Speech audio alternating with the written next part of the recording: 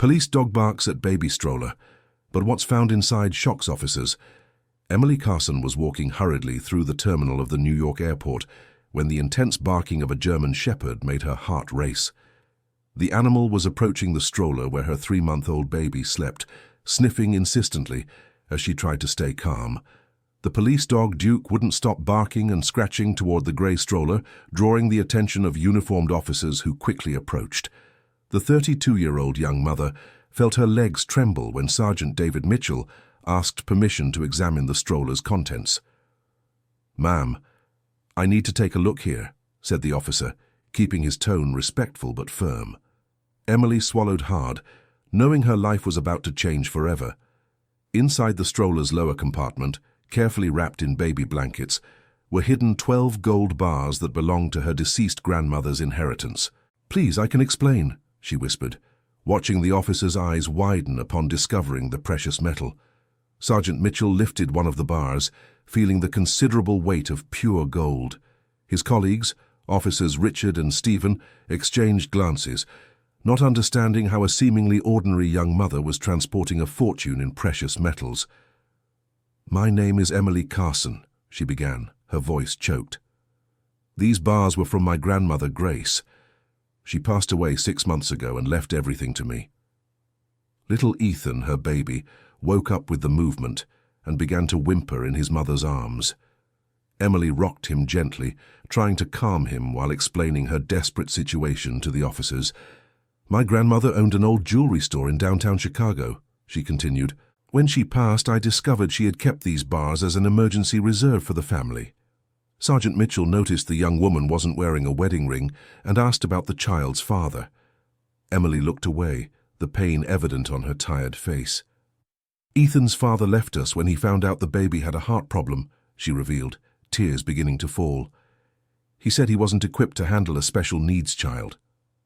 The 3 officers exchanged looks, realizing there was much more to this story than a simple case of irregular transport of valuables. Officer Richard, a father of 2 young children, felt his chest tighten hearing about the abandonment. "What kind of heart problem?" asked Sergeant Mitchell, his posture becoming less formal. Emily explained that Ethan was born with a rare cardiac malformation requiring urgent corrective surgery. The procedure cost $200,000 and wasn't covered by the public healthcare system due to its experimental complexity. "The doctors said he has at most 3 months to have the operation," she said, kissing the baby's forehead. "After that, the chances decreased drastically." Sergeant Mitchell asked to see the medical documents Emily always carried with her. The reports confirmed the severity of little Ethan's condition and the urgency of the surgery. "Why didn't you sell the bars legally?" questioned Officer Stephen, trying to understand the situation. Emily explained that the inheritance was being contested in court by a greedy aunt named Sandra, her grandmother's sister, who claimed she was entitled to half the assets. The legal process had already dragged on for 4 months with no resolution. "My Aunt Sandra never cared about Grandma Grace," said Emily, the bitterness evident in her voice. "She only showed up when she needed to borrow money. Now she wants half of everything." The officers learned that Emily had tried every possible legal recourse to speed up the release of the inheritance, but the bureaucratic timelines couldn't keep up with her son's medical urgency. "I tried loans, financing, even online raffles," she said, rocking Ethan, who had fallen back asleep. "Nothing was enough. These bars are my only hope." Sergeant Mitchell stepped aside with his colleagues to discuss the situation. They were facing an ethical dilemma: follow protocol strictly or consider the exceptional circumstances of the case. Dear listener, if you're enjoying the story, please take a moment to like and especially subscribe to the channel. It really helps us who are just starting out. Now continuing. While the agents talked, an older woman who had been observing the scene approached Emily. It was Mrs. Margaret Patterson, 68 years old, the airport security supervisor for over 20 years. "My dear, I heard your conversation," said Mrs. Margaret with a maternal voice. "I lost my only son when he was 2 years old. It was also a heart problem." Emily looked at the woman with graying hair and a kind expression, seeing genuine understanding in her light blue eyes. Mrs. Margaret sat beside her on the terminal bench. "It was 1987, the supervisor continued. The surgeries they have today didn't exist. My little Pete passed away in my arms, waiting for a miracle that never came. The two women connected instantly through shared maternal pain. Mrs. Margaret said she had spent the last 35 years helping other mothers in difficult situations. "Were these bars really from your grandmother?" asked Mrs. Margaret, no judgment in her voice. Emily confirmed, showing old photos of the family jewelry store and documents proving the bar's connection to the establishment. Her grandmother, Grace, had been a prudent woman who kept gold as financial protection. "Grandma always said the gold was for life emergencies or departure," said Emily, using the word her grandmother preferred instead of death. Mrs. Margaret examined the documents and noticed everything seemed legitimate. The bars had mint markings and purity certificates that matched the jewelry store's records. Sergeant Mitchell returned from the conversation with his colleagues, still uncertain about how to proceed. Protocol required that any amount above $10,000 be declared and justified to the federal tax agency. "Mrs. Carson," he said formally, "we need to contact the federal tax agency to regularize this situation." Emily felt her world collapse. She knew the bureaucratic procedures would take weeks or months, time that Ethan simply did not have. She began to cry silently, knowing she had failed her son. Mrs. Margaret stood up and asked for a private word with Sergeant Mitchell. The two stepped away while Emily comforted Ethan, who had woken up again. "Sergeant, I know Dr. Andrew Roberts, the pediatric cardiologist at St. Mary's Hospital," said Mrs. Margaret quietly. "I can call him right now and confirm this child's case." The agent agreed, realizing Mrs. Margaret was trying to help within the bounds of the law. The supervisor made the call and, after a few minutes, confirmed Ethan's entire medical history. "Dr. Andrew said he knows the case," she reported. "The baby really needs the surgery urgently, and the family cannot afford to pay." Sergeant Mitchell found himself facing a decision that would weigh on his conscience for the rest of his life. He had the power to coldly follow protocol or find a humanitarian solution for the situation. At that moment, a man in a suit approached the group. It was the lawyer Nelson Crawford, 55 years old, who represented Aunt Sandra in the inheritance lawsuit. "Good afternoon," he said in an authoritative voice. "I understand my client has assets being irregularly moved by this young woman." Emily felt her blood run cold upon recognizing the lawyer who had made her life a legal hell for the past few months. Nelson Crawford was known for prolonging processes to increase his fees. "These gold bars are part of the disputed estate," the lawyer continued. "I demand they be seized immediately until the judicial resolution of the case."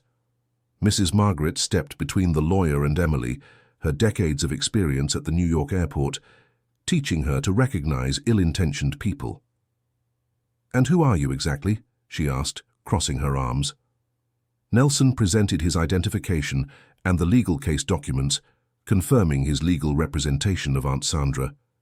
Emily realized her last hope was crumbling before her eyes. "Please," she begged the lawyer, "my son is dying. This surgery can save his life." "Sentimental matters do not alter legal obligations," Nelson replied coldly. "The assets must remain unavailable until the court ruling." Sergeant Mitchell observed the interaction, noting the stark contrast between Emily's humanity and the lawyer's calculated coldness. His paternal instincts screamed to protect the mother and baby. Ethan began to cry intensely, as if sensing the tension in the air. Emily tried to comfort him, but her own tears fell on her son's little face. "Sergeant, I need these assets officially seized," insisted Nelson. "I have a preliminary court order here." The lawyer showed a document that seemed to legitimize his request. Mrs. Margaret took the papers and examined them carefully, her administrative experience helping her identify possible irregularities. "This order is specific to real estate," she pointed out. "It does not specifically mention gold bars or movable assets." Nelson hesitated for a moment, clearly bothered by having his documentation questioned by an airport employee. He tried to argue that the order applied to all estate assets. "Furthermore," added Mrs. Margaret, "this order is over 60 days old. It needs judicial renewal to be valid." Sergeant Mitchell realized there was something suspicious about the lawyer's behavior. He asked to verify the documentation more closely, Noting small discrepancies that suggested possible irregularities, Emily watched everything in silence, rocking Ethan in her arms while praying internally for some solution to appear. She felt small and helpless before the legal battle unfolding. "I will need to confirm the validity of these documents," declared Sergeant Mitchell. "Until then, the assets remain in Mrs. Carson's custody." Nelson protested vigorously, threatening to sue the airport and the agents for obstruction of justice. His exaggerated reaction only reinforced Mrs. Margaret's suspicions about his intentions. "Counselor," she said calmly, "I suggest you contact airport administration if you have any complaints about our procedures." The discussion was attracting attention from other passengers and airport staff. Some people stopped to observe the situation, creating a small circle of onlookers around the group. A 42-year-old freelance journalist named Karen Matthews, who was at the airport covering another event, noticed the commotion and discreetly approached to understand what was happening. Karen heard fragments of the conversation about the sick baby, the gold bars, and the family dispute. Her professional and maternal instinct was awakened by the dramatic situation she was witnessing. "Excuse me," she said, addressing Emily. "I'm a journalist. Can I help in some way?" Emily looked distrustfully at the woman with curly hair and a sincere expression. She had been through situations where journalists exploited her story without offering real help. "I don't want my son to become sensationalist news," she said defensively. Karen understood the hesitation and introduced herself properly, explaining that she had a child of similar age and identified with the situation of mothers fighting for their children. "I'm not interested in sensationalism," explained Karen, "but sometimes exposing unfair situations can generate support and solutions." Mrs. Margaret, observing the conversation, realized the journalist could be a valuable ally. Her experience told her that cases like this sometimes needed public pressure to be resolved properly. The lawyer Nelson, noticing the press's presence, tried to discreetly withdraw, clearly bothered by the possibility of having his tactics questioned publicly. "Where are you going, Doctor?" asked Mrs. Margaret. "Don't you want to clarify to the press how you're helping a family in crisis?" Nelson stopped, knowing that fleeing at that moment would be admitting guilt. He turned back to the group with a conflicted expression, trying to maintain a professional posture.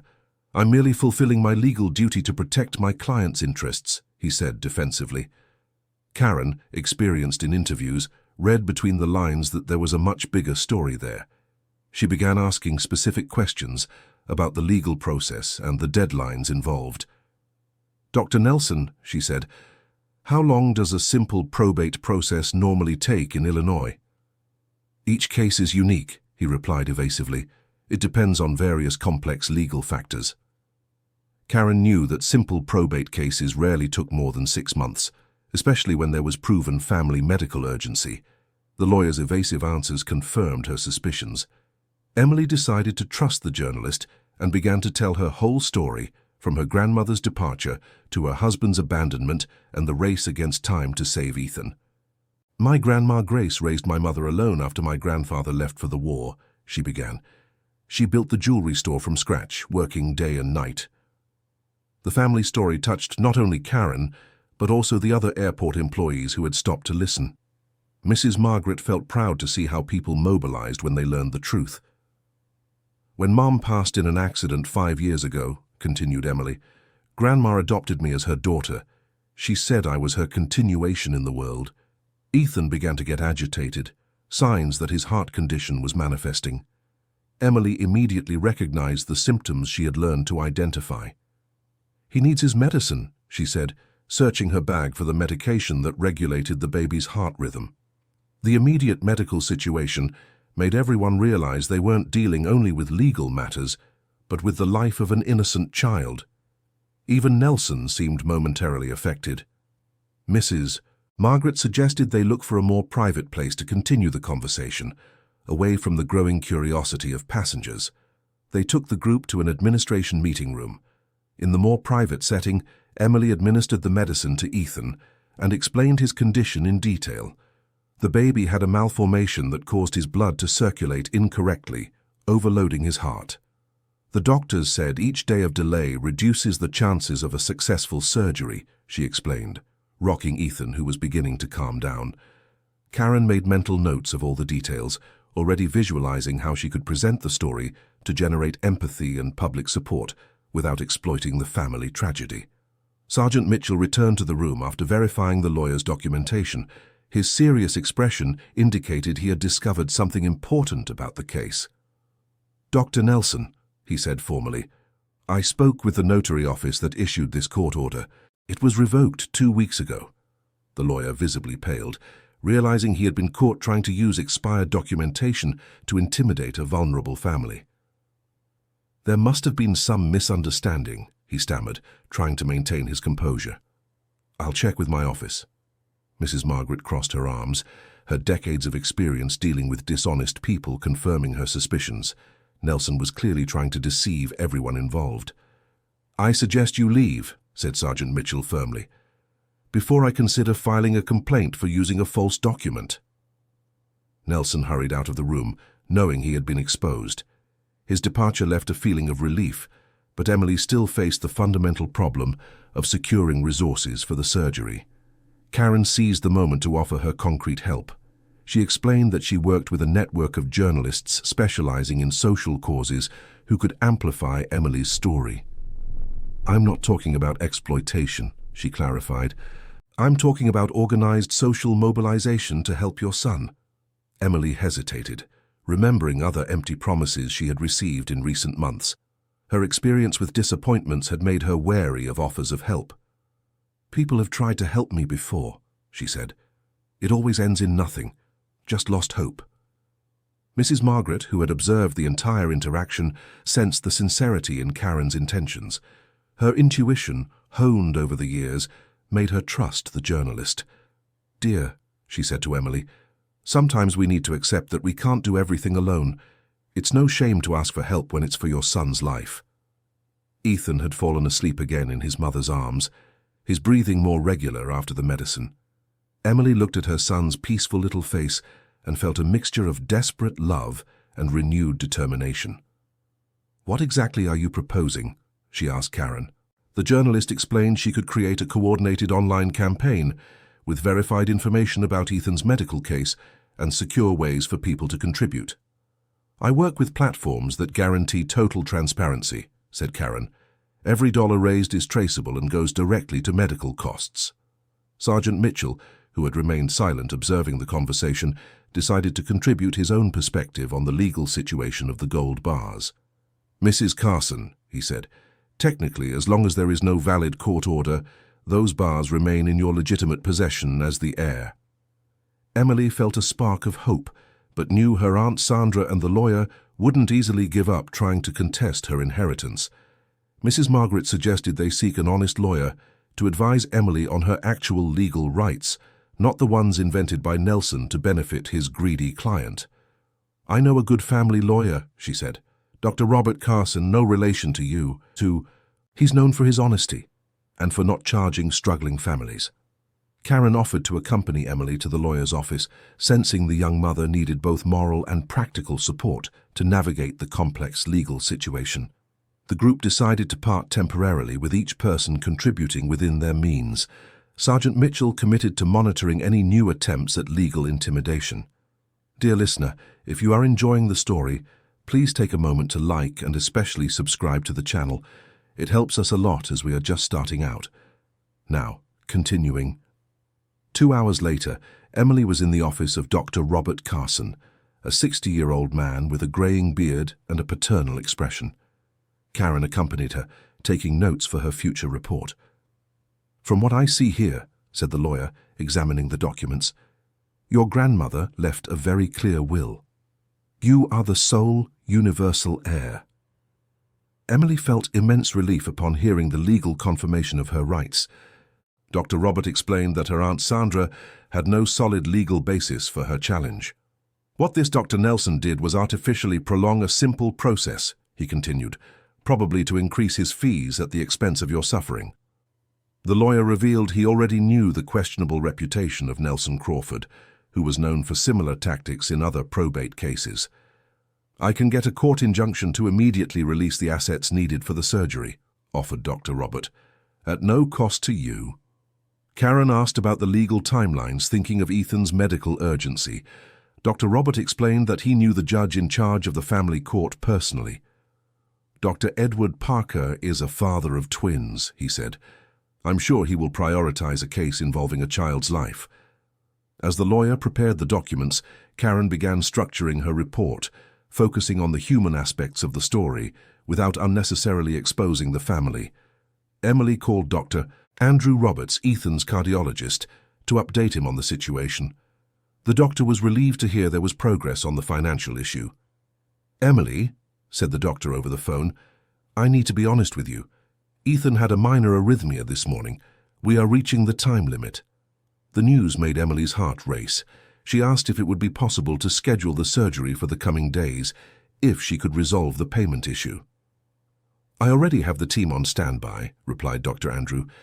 "If we can get the financial authorization by tomorrow, we can operate on Friday." Emily looked at Ethan sleeping peacefully in her lap, unaware that his little life depended on legal decisions completely beyond his control. Dr. Robert finished preparing the documentation and immediately went to the courthouse to file the injunction request. He promised to call as soon as he had a response from the judge. Karen accompanied Emily back to the hospital, where they awaited news both from the lawyer and from the doctors, who were preparing Ethan for the possible surgery. At the hospital, Emily encountered two nurses who had grown fond of Ethan during his frequent checkups. Sister Benedict, 72, and Sister Carmel, 65, were nuns who worked voluntarily in the pediatric cardiology unit. "My dear child," said Sister Benedict in her soft voice, "we have been praying for little Ethan since we learned of his case." The nuns offered spiritual and emotional support to Emily, who felt increasingly alone in the battle to save her son. Sister Carmel revealed she had created a specific prayer group for children with heart conditions, and that several families were spiritually united around Ethan's case. "We are not alone when we come together for life," she said, holding Emily's hand. "God works through the good people he has placed in our path." Karen observed the interaction between the nuns and Emily, moved by the support network that was naturally forming around the family. Emily's cell phone rang. It was Dr. Robert with news about the court injunction. "Emily, I have good news and bad news," he said over the phone. The young mother's heart raced, fearing the worst. Ethan was sleeping in the hospital crib, constantly monitored by medical equipment. "The good news is the judge approved the injunction for the immediate release of the assets," continued Dr. Robert. "The bad news is your Aunt Sandra has filed an emergency appeal." Emily felt as if she had been punched in the stomach. She asked what this meant in practice for Ethan's surgery. "The appeal temporarily suspends the injunction until a second hearing," explained the lawyer. "But I'm working to get an emergency hearing still today." Sister Benedict noticed the desperation on Emily Carson's face and approached to offer comfort. Karen continued noting the developments of the case. "My dear, you need to rest a little," said Sister Carmel. "Your son needs a strong mother to get through this surgery." Emily knew the nuns were right, but she couldn't relax knowing that every lost hour could cost Ethan's life. Karen stepped away to make some calls, activating her network of journalistic contacts to accelerate the publicity of Ethan's story. An hour later, the first report about the case was online on a local news portal. Karen had written carefully to keep the focus on the medical urgency without sensationalizing the family's suffering. The public response was immediate. Hundreds of supportive comments began to appear, with people offering donations and expressing outrage at the legal situation that was preventing the surgery. "Emily," called Karen, showing the phone, "look how many people are already supporting you." The young mother read some comments, moved by messages from other mothers who had been through similar situations. One of the first donations came from an 82-year-old lady named Mrs. Louise, who lost a grandson with a heart problem 15 years ago. "I know the pain this mother is feeling," she wrote. "I can't do much, but I've sent what I have saved for emergencies. May God bless this baby." Sister Benedict read Mrs. Louise's message and was moved, seeing how human kindness manifested even amid the difficulties surrounding the case. In 2 hours, the online campaign had raised $30,000. It was a significant amount, but still insufficient to cover the $200,000 needed for the experimental surgery. Dr. Andrew Roberts stopped by the room to check on Ethan and talked with Emily about the preparations for the surgery. "Regardless of the financial situation," he said, "we will do everything within our power to save your son." The doctor revealed he had spoken with the hospital board about the possibility of performing the surgery and negotiating payment later. "Our priority is Ethan's life," continued Dr. Andrew. "The administrative matters we can resolve afterward." Emily was moved by the generosity of the doctor and the hospital staff. She felt grateful to have found professionals who put human life above bureaucratic procedures. Karen received a call from a businessman from New York who had read her report. Henry Montgomery, 58 years old, had lost a son with a heart problem 10 years ago. "I want to help this family," he said over the phone. "I know exactly what this mother is going through." Henry offered to cover the surgery costs in full, asking only that Karen verify the authenticity of the case before making the payment. "I've been through scams using fake stories of sick children," he explained. "But if this case is real, I want to help immediately." Karen confirmed she had personally verified all the medical and legal documents of the case. Henry asked for the hospital's bank details to make the transfer. When Emily learned of Henry's offer, she couldn't hold back tears of gratitude. It felt as if a miracle was happening after months of desperation. "Why does he want to help me?" she asked Karen. "He doesn't even know me." The journalist explained that Henry had lost a son in a similar situation and that helping other families was his way of honoring the boy's memory. Dr. Robert called again with updates on the legal situation. He had managed to get an emergency hearing for the late afternoon of that same day. "The judge is outraged by your aunt's stalling tactics," he said. "I think we'll get a favorable ruling today. Sister Carmel suggested they start a prayer chain at the hospital so everything resolves positively. Several families who were hospitalized with their children spontaneously joined the initiative. Ethan woke up and looked at his mother's face with his bright little eyes, unaware that dozens of people were mobilizing to save his life. "My son, Mommy won't let anything happen to you," whispered Emily, kissing the baby's tiny forehead. Karen discreetly documented the emotion of the moment, planning to include this image of maternal love in her follow-up report. Social media began to naturally amplify Ethan's story.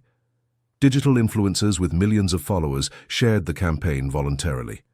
A businesswoman from Los Angeles named Frances Coleman, 45 years old and a mother of 3, made an emotional video about the case that went viral in a matter of hours.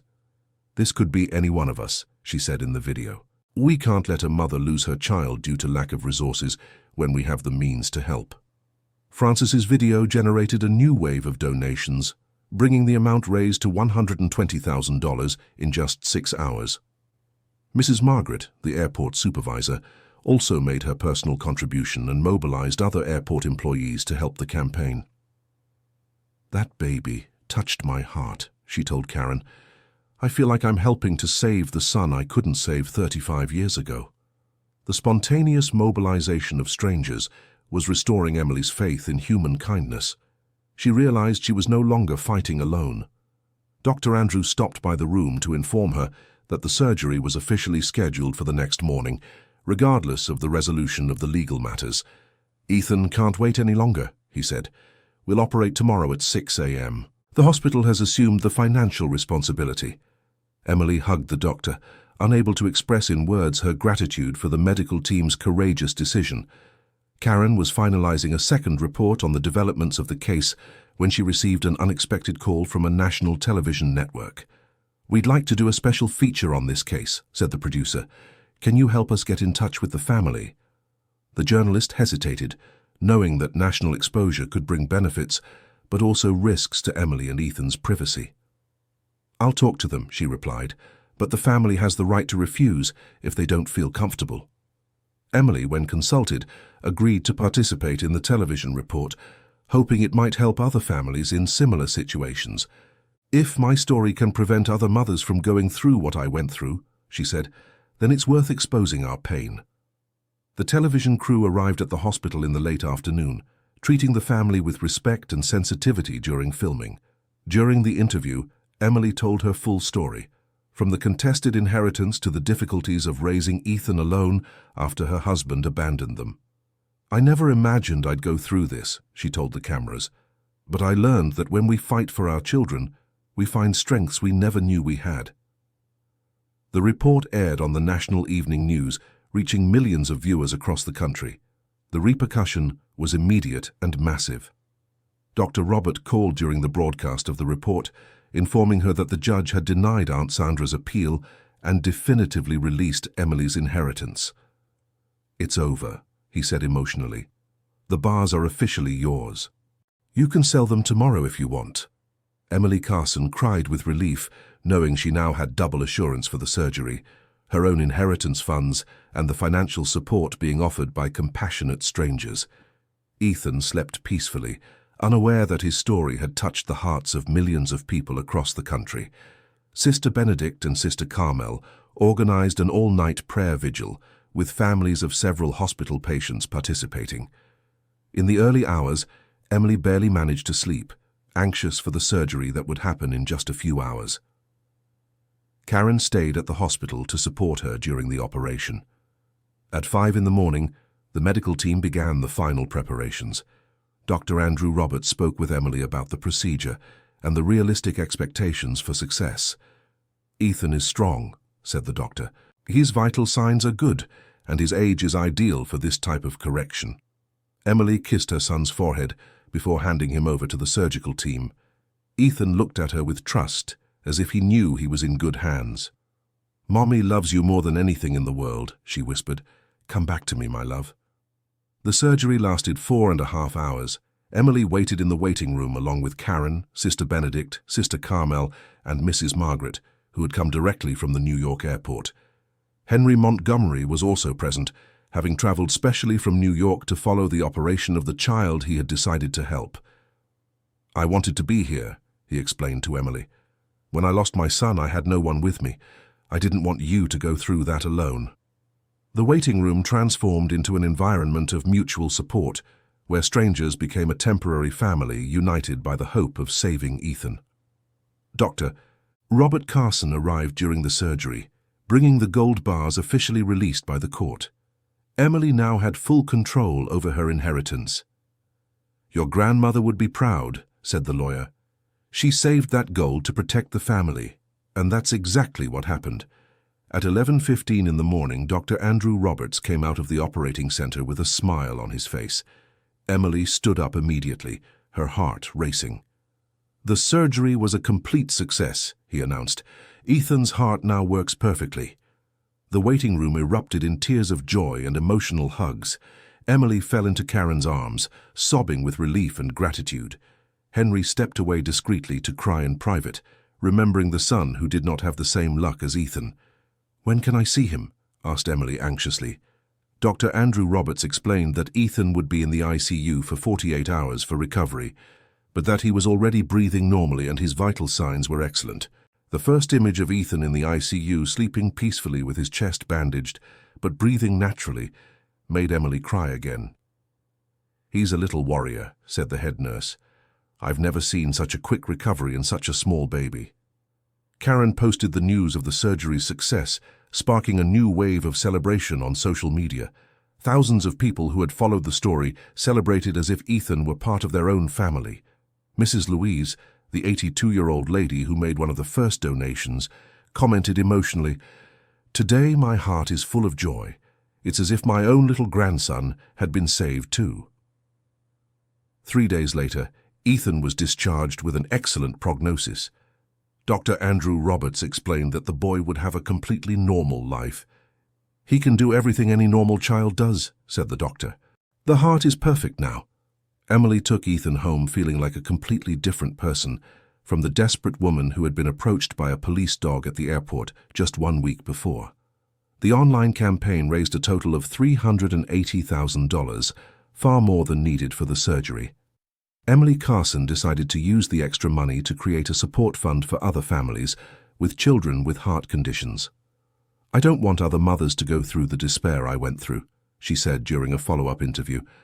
"I will dedicate my life to helping those in need." Henry Montgomery offered to manage the fund at no cost, using his business experience to maximize the impact of donations. Aunt Sandra, embarrassed by the public exposure of her greed, officially withdrew any contestation of the inheritance and apologized to her niece. "I realized I was being selfish," she said in a phone conversation. "Your grandmother really wanted you to have everything." Emily accepted the apology, but decided to keep her distance from her aunt to protect Ethan from future negative influences. Nelson Crawford, the dishonest lawyer, was sued for using false documents and lost his license to practice law. Dr. Robert Carson became the official lawyer for the fund created by Emily, working voluntarily to help other families in complex legal situations. Karen won a Humanitarian Journalism Award for her sensitive coverage of the case, being recognized for using her profession to generate positive social impact. Mrs. Margaret Patterson was promoted to General Manager of Human Relations at the New York Airport, recognizing her natural skills for dealing with people in difficult situations. Sister Benedict and Sister Carmel expanded their prayer group to include families from across the country, creating a national network of spiritual support. Sergeant David Mitchell and his team implemented new humanized protocols to handle sensitive situations at the airport, training other agents on how to balance security with compassion. 6 months later, Ethan was growing strong and healthy. Emily took him regularly to Dr. Andrew Roberts for follow-ups, always receiving excellent news about the boy's development. "He is going to be a very special boy," said the doctor during a checkup, not just because of the surgery, but because of all the love he received during his fight for life. Emily opened a small financial consultancy to help low-income families organize their savings, using the lessons learned during her own crisis. The Ethan Fund, as it came to be called, had already helped 15 families with children with heart conditions across the country, covering surgeries and specialized treatments. Henry created a partnership with the hospital where Ethan was operated on, funding a pediatric cardiology center dedicated exclusively to low-income cases. "This center is my way of ensuring that no child dies waiting for heart surgery due to lack of resources," he said at the inauguration. Karen wrote a book telling the complete story of Ethan, with all royalties reverted to the fund to help other families. The work became a national bestseller, inspiring thousands of people to get involved in charitable actions in their own communities. 1 year after the surgery, Ethan was learning to walk and beginning to speak his first words. His favorite word was "mommy," which he repeated constantly. Emily married a pediatric nurse she met during Ethan's treatment, building a new family based on love and the shared experience of caring for children. "He loves me not in spite of Ethan, but because of Ethan," she said about her new husband. "He understands that we are a complete package." Ethan's story became study material in medical, journalism, and social work colleges, showing how different professions can come together to save lives. Dr. Andrew Roberts created a surgical technique based on the experience with Ethan, reducing the recovery time for babies with similar heart malformations. New York Airport installed a commemorative plaque telling the story of how human kindness manifested within its facilities, inspiring employees and passengers. Ethan, now 2 years old, is a normal, healthy child who does not know that his story inspired thousands of people across the country. He will grow up knowing he was loved not only by his family, but by an entire nation, said Emily Carson during a lecture on motherhood and solidarity. The German Shepherd Duke, the police dog who discovered the gold bars, was decorated for his role in the case, becoming a symbol of the importance of animals in humane security. Grandma Grace, through her foresight in saving gold for family emergencies, ended up not only saving her great-grandson's life, but also inspiring a national network of solidarity. The gold bars were sold, and the proceeds invested in Ethan's education and in expanding the fund that bears his name, ensuring his story continues to positively impact lives. Mrs. Margaret retired from the airport at 70, but continued working voluntarily as a counselor for families in crisis, using her life experience to help other mothers.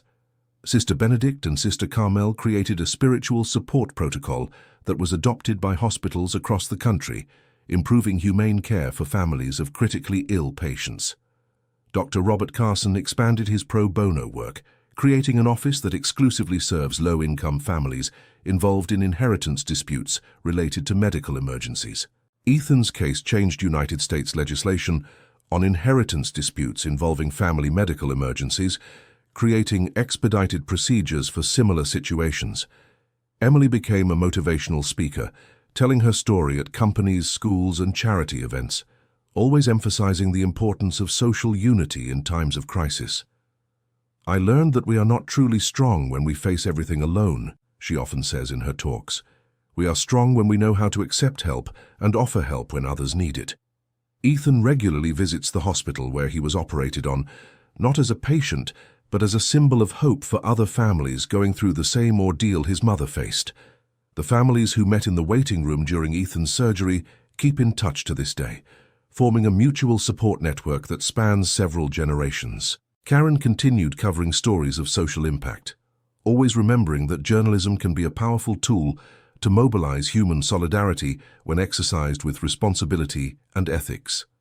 The Ethan Fund expanded its activities, not only covering heart surgeries, but also offering psychological support, social assistance, and legal guidance for families of children with special medical needs.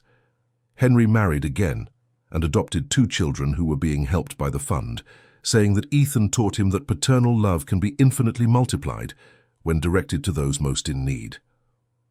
Aunt Sandra completely changed her life after the experience, becoming a volunteer in nursing homes and dedicating her later years to caring for abandoned elderly as a way to atone for her previous greed.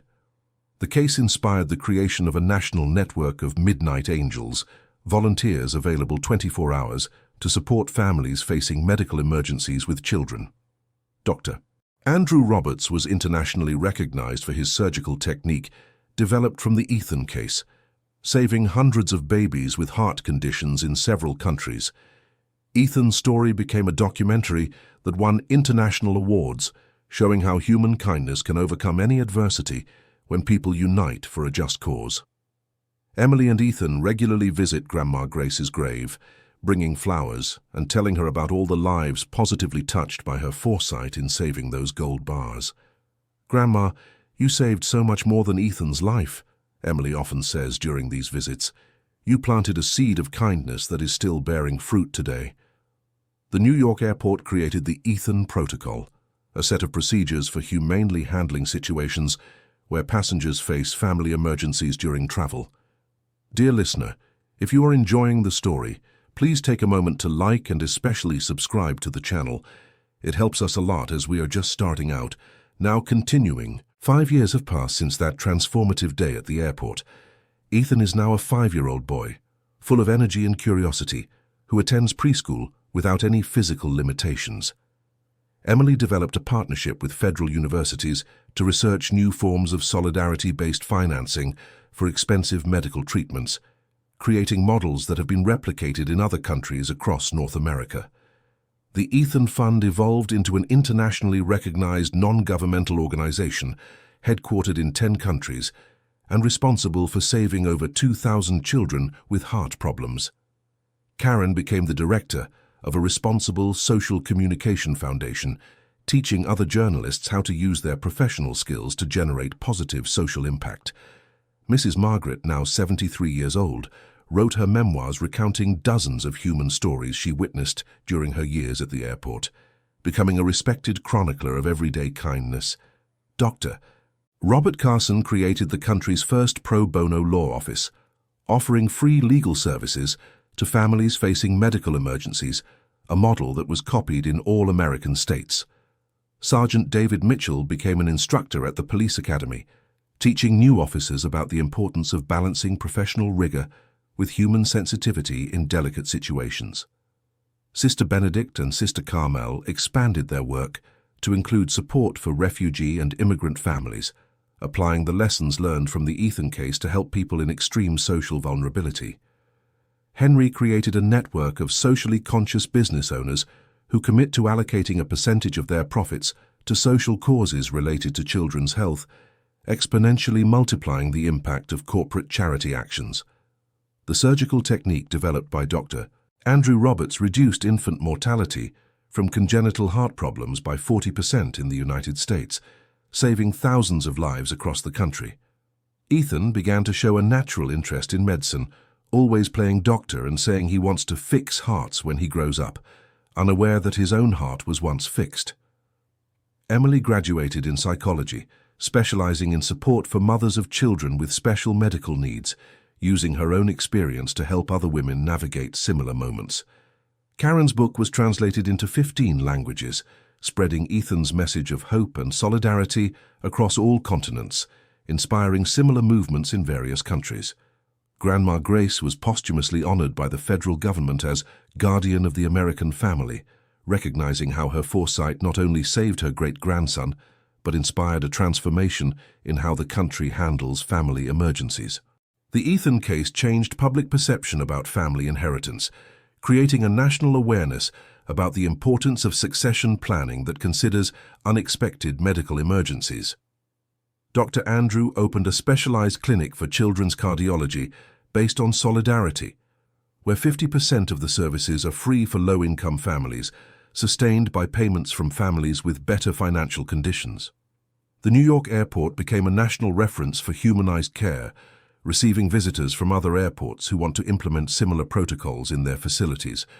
The Midnight Angels network expanded internationally, with volunteers in 12 countries offering 24-hour support for families facing children's medical emergencies.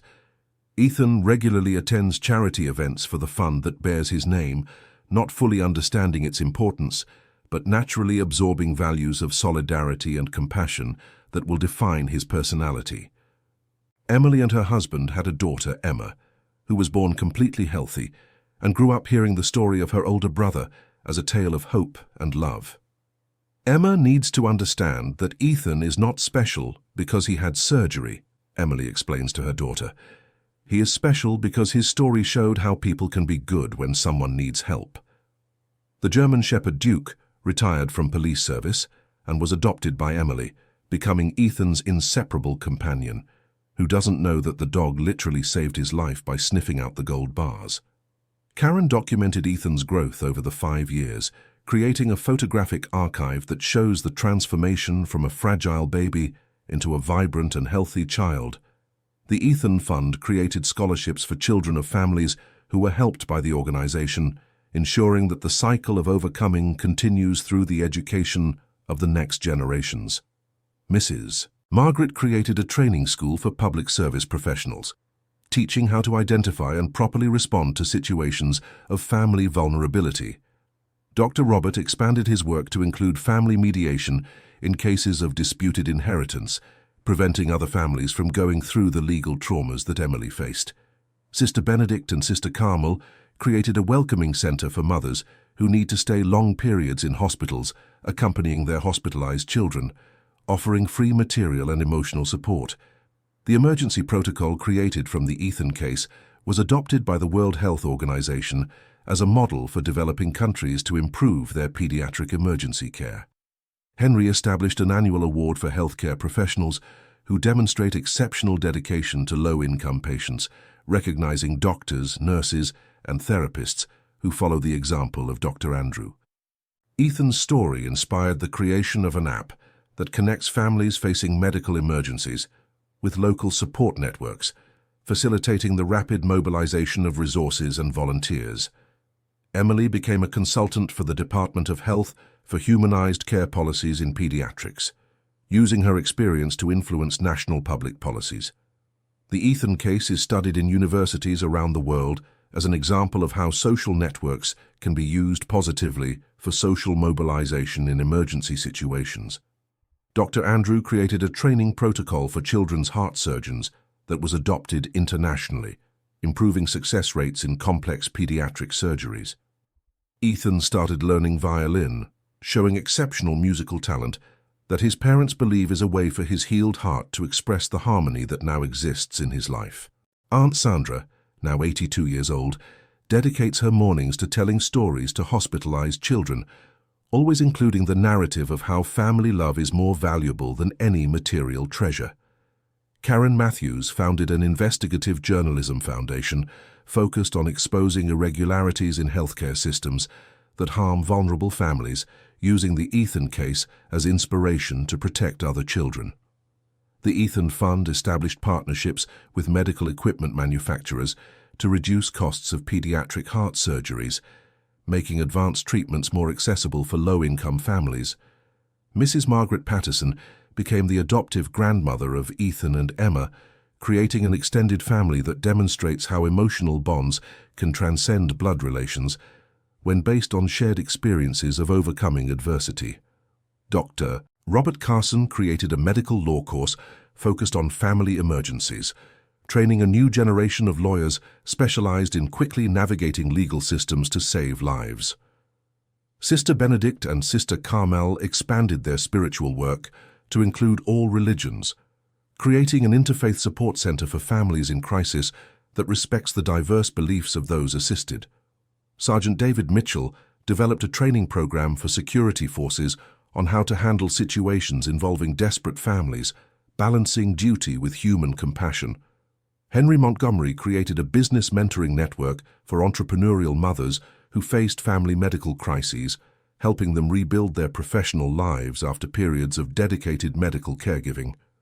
Ethan's story inspired changes in international legislation on the rights of children with special medical needs, establishing accelerated protocols for emergency cases. Dr.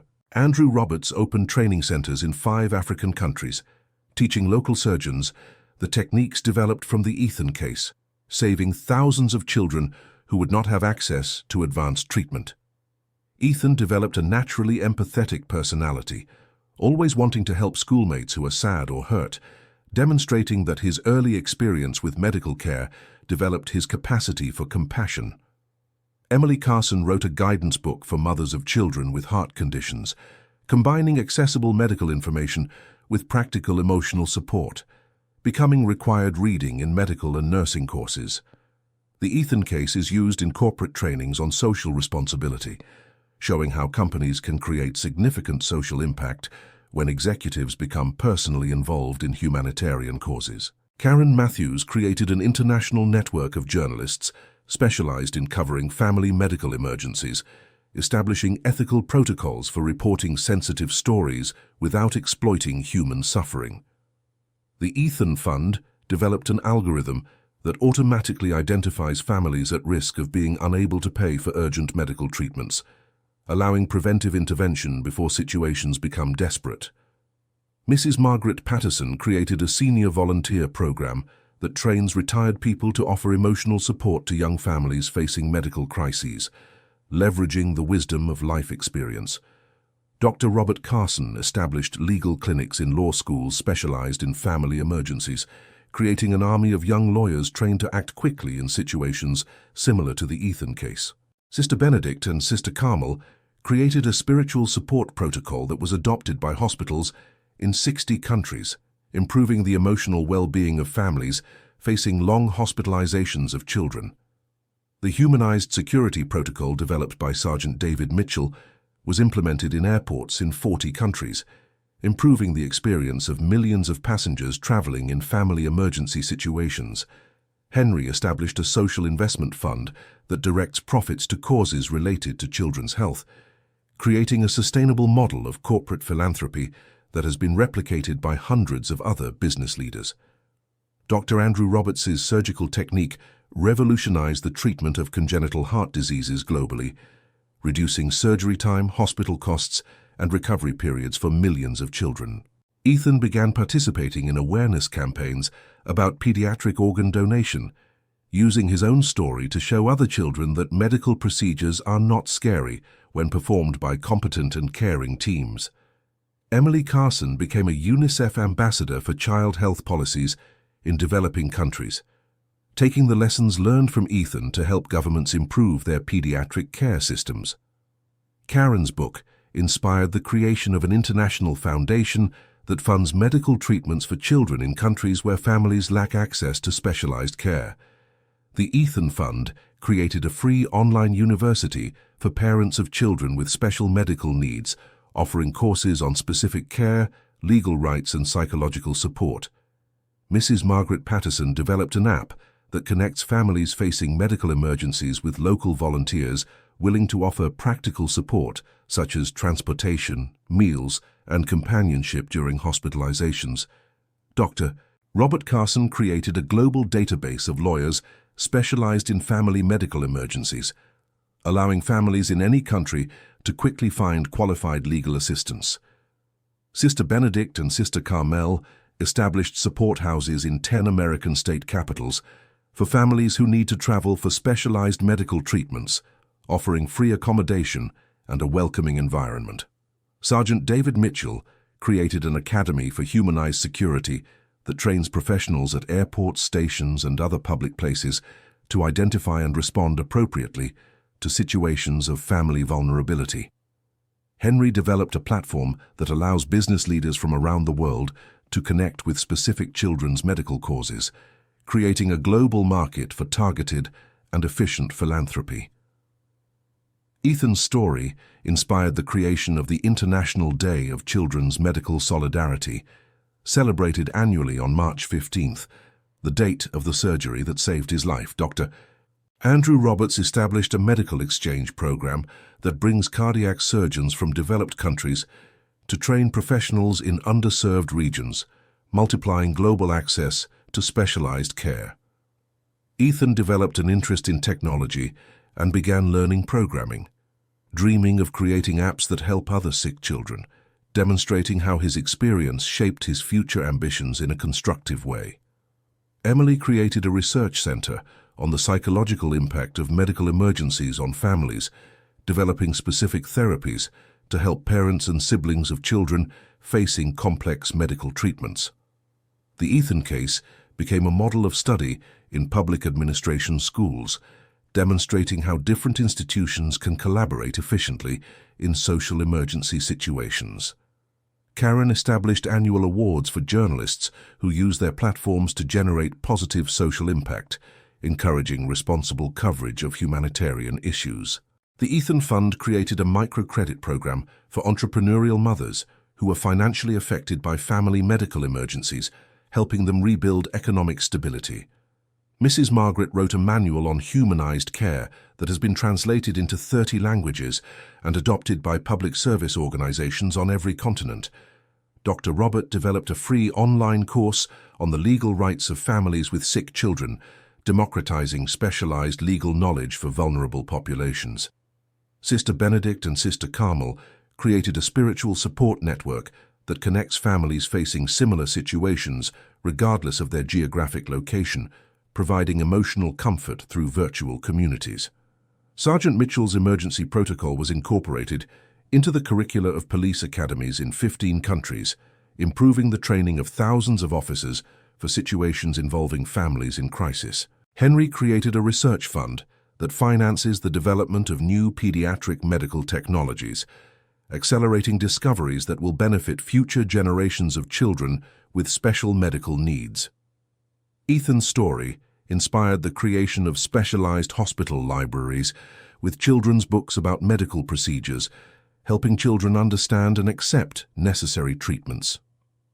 Dr. Andrew Roberts developed a virtual reality program that allows children to virtually visit surgery locations before procedures, reducing anxiety and improving cooperation during treatments.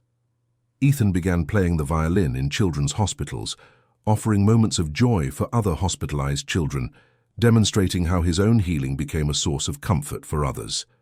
Emily became an international speaker on family resilience, sharing practical strategies for maintaining family unity during prolonged medical crises.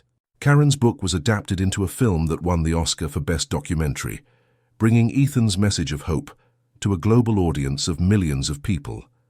The Ethan Fund established partnerships with airlines to offer free tickets for families who need to travel for specialized medical treatments, removing geographic barriers to healthcare access.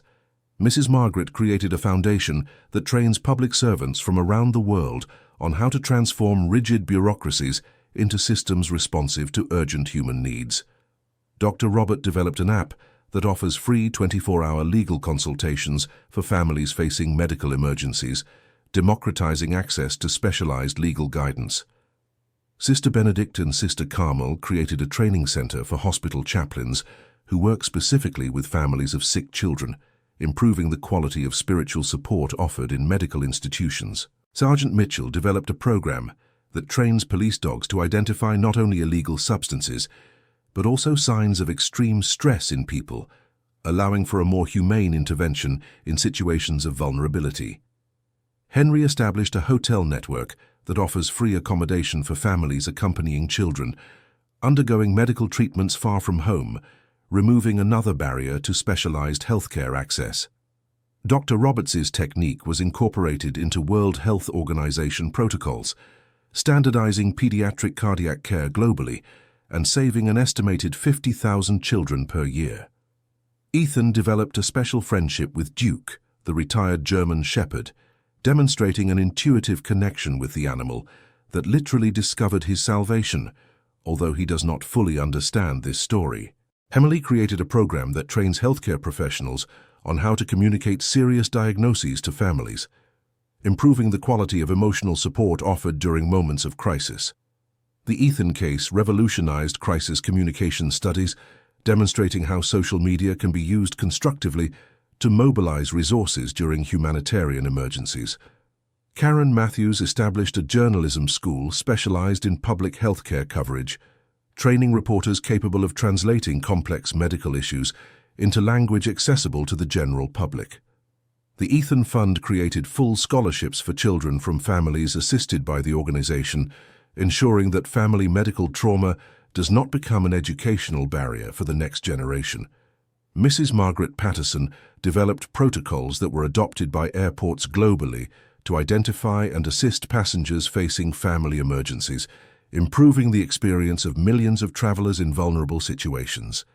Dr. Robert Carson created a mobile legal clinic that travels to underserved regions, offering free legal assistance to families with sick children, removing geographical barriers to accessing justice.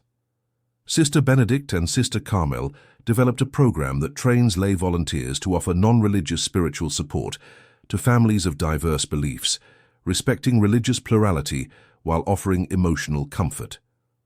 Sergeant David Mitchell's protocol was expanded to include training on how to handle refugees and immigrants facing family medical emergencies, improving care for especially vulnerable populations. Henry Montgomery created a global platform that allows donors to connect directly with families in need, eliminating intermediaries and ensuring 100% of donations reach the final beneficiaries. Ethan's story inspired the creation of medical simulation centers where children can operate on toys, helping them understand and accept necessary medical procedures. Dr. Andrew Roberts established a program that trains parents to identify early signs of heart problems in babies, allowing for faster diagnoses and more effective treatments. Ethan began participating in educational videos for children about life with medical procedures, using his naturally cheerful personality to show that being different does not mean being limited. Emily Carson became a UNESCO advisor for family support policies in global healthcare systems, influencing how countries structure support for families facing medical emergencies. Karen's book was included in the mandatory curriculum for social communication courses at American universities, teaching future journalists about the power and responsibility of media in humanitarian situations. The Ethan Fund established a cultural exchange program that connects American children recovered from heart surgeries with children from other countries facing similar situations, creating an international network of mutual support. Mrs.